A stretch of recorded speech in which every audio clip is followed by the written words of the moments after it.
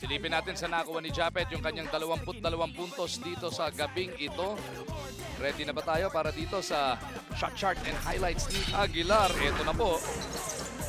Tenorio locating Japet. Yung mga perimeter jumper niya early on, napakaganda. At syempre, ito sa loob.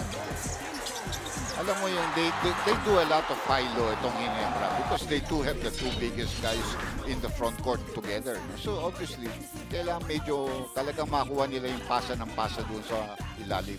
Etong si Greg Slaughter naman was coming off a 2020 performance kontra sa Global Port. He is the leading scorer ng inyong PBA at 23 points per game. Leading rebounder din yan at 16 plus. Pero yung points is still there but the rebounds were really taken away from him because that's only one half of his average, only 7 rebounds. 50% field goal from field goal percentage, mataas pa rin yan.